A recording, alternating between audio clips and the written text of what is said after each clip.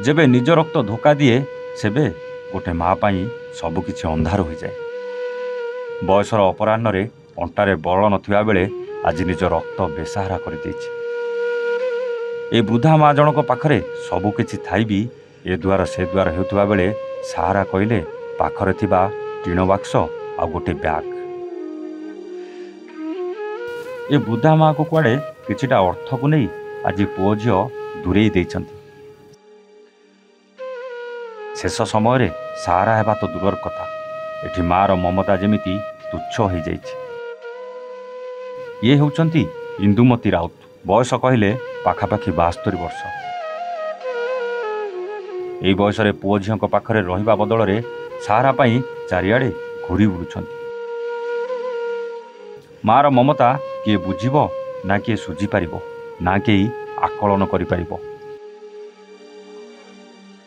मार असरंती प्रेम को आज पुओ गोईठा मारिछि।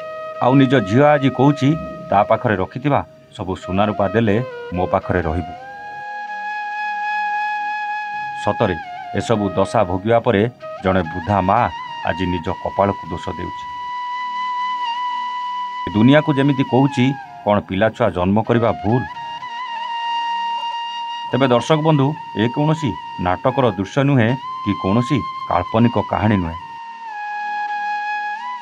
एमिति घटना घटी भंजनगर निकट षडंगीपल्ली ग्रामर 72 वयस्क इंदुमती राउत सह। जो पुओ झियों को जन्म करथिले सेमाने आज घर तड़ी देइछन। किए कहूछि मोर जागा नहीं तो आउ किए कहूछि माँ को पोषिबाकू पैसा नहीं। तेणु आज असहाय माटी बारद्वार बुलुछि। संध्या हेले केतेबेले का पिंडारे शोई पड़ुछि। ए असहाय वृद्धा माँ को यह अवस्था ग्रामवासी शुणा मात्रके सहयोग और थैतान करने को पहुंची गोपबंधु चैरिटेबल ट्रस्टर सदस्य माने। सेमाने पुओ झियों को अनुमति नहीं वृद्धा महिला को वृद्धाश्रम नहीं छाड़ा व्यवस्था करथिले। गोपबंधु चैरिटेबल ट्रस्ट यही नाटी आसवा क्षणी मन पड़ जाती दुखी दरिद्रों बंधु उत्कलमणि गोपबंधु दास। जीवनव्यापी सेवा कार्य निजर जीवन उत्सर्गीकृत करथिले। तांकर एही चिंताधारा रे अनुप्राणित होई केतक युवक गढ़िथिले गोपबंधु चैरिटेबल ट्रस्ट। जगन्नाथ प्रसाद ब्लॉक अंतर्गत चढ़ईपल्ली ग्राम अवस्थित यह अनुष्ठान दीर्घ 5 वर्ष है बहुगुड़े सामाजिक सेवा कार्य जोगाई आसुची। रोगीटे बिछणारे छटपट हेउताउ किंबा दुर्घटनाग्रस्त आहत व्यक्तिटी अबा अनाहारे पड़िथिबा व्यक्तिटी खबर पाइबा मात्रके पहुंची जाती ए अनुष्ठान युवक माने। जनसेवा को निजर धर्म भाव मानुवा ए अनुष्ठान युवक माने घर नथिबा व्यक्ति को पाल पाठ पढ़ी पार नथुवा छात्र छात्री मानकु बहीपत्र सह ट्यूशन जोगाई देवा घर पड़ी लोकों को साहाय्य करवा बन्या प्रपीड़ित लोक मानकु सहयोगर हाथ बढ़ाई थाए यही संगठन। नमस्कार, मु संतोष कुमार दल बेहरा गोपबंधु चैरिटेबल ट्रस्ट।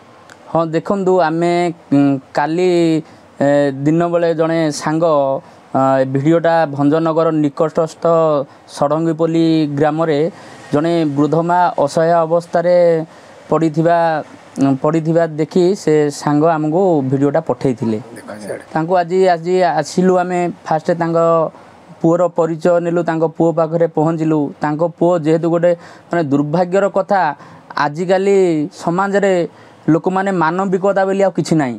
लोक मानक मध्यरे माँ पुओ झियो माँ भितर संपर्क आ किछि नाही। समस्ते टंका सुना पछरे पड़ी निज माँ को भी घरू तड़ा दौछंदी। आज कौन कले देखिलु तापर से माँ को खोजिया परे पाइलु घंटाटे 2 घंटा खोजिया परे से माँ जनक घरे आश्रय नईथिले। आज भी 12-13 दिन है जाई से माँ को पचारे से माँ बहुत दुख कष्ट माने कांदिकी विकल हो कहले बापा मैंने मत नहीं आश्रम छाड़ी दिंतु मु आश्रम रहा चाहूँगी। तापर आम माँ को आनीचु आश्रम छाड़ापी माँ निज स्व इच्छा कांदी कांदी कहते आश्रम रही।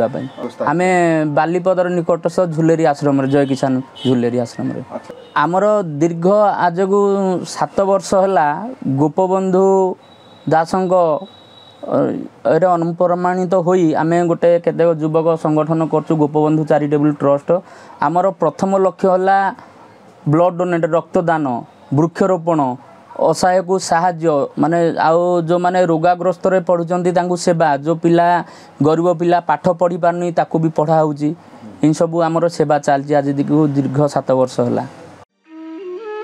ଏପରିକି କୋଭିଡ ମହାମାରୀ ସମୟରେ ରୋଗୀଙ୍କୁ ସାହାଯ୍ୟ ଓ ସଚେତନତା କାର୍ଯ୍ୟ ବେଶ ଭଲରେ କରିଥାନ୍ତି। ଏହା ସହ ଶବକୁ କାନ୍ଧ ସହ ଅସହାୟ ଶବର ସତ୍କାର କରିଥାନ୍ତି। ଭଞ୍ଜନଗରରୁ ପୁରୁଷୋତ୍ତମ ମହାପାତ୍ରଙ୍କ ରିପୋର୍ଟ A1 ଓଡ଼ିଆ।